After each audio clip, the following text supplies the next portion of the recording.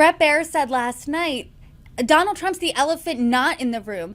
Do you think that benefited Donald Trump himself, that he wasn't on that stage, but instead participated in that interview with Tucker Carlson that was released on Twitter at the same time?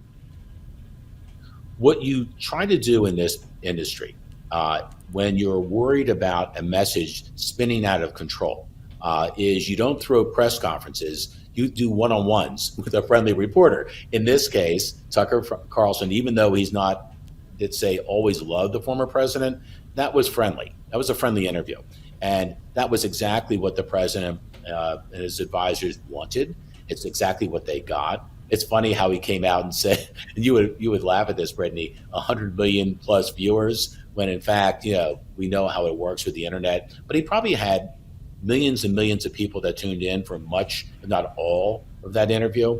And he showed once again, love him or hate him, that he is incredibly entertaining and engaging. And I think you saw that in that interview. And his kind of opinion that he's looking at the debate as a race for who I might consider for my running mate, kind of puts it where it is. But we are in wholly uncharted waters, Brittany. There's no script that's ever been written like this. And even as we're speaking in this interview, knowing that the former president is headed at some point today to Atlanta to face the music and another series of indictment charges, says we have no bloody idea where it's all going, except the former president, who understands one thing and nothing else: audience. As long as he feels he has more people looking at him, listening to him, and reacting to him, he feels he's winning the game, whatever it may be. And I think last night was one of those times, despite the 24 million that tuned into Fox, he had millions and millions who did not, and were listening to the latest ruminations of the former president. As you said, he's heading down to Georgia right now, or if not later today, and all eyes will be on him then. Do you think that's going to take the air out of a lot of maybe the movement from last night's debate?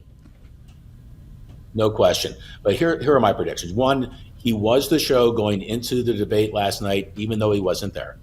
He is the show today, coming out of the debate and moving his way via private jet to Fulton County, and he will remain, I think, the focus for foreseeable future.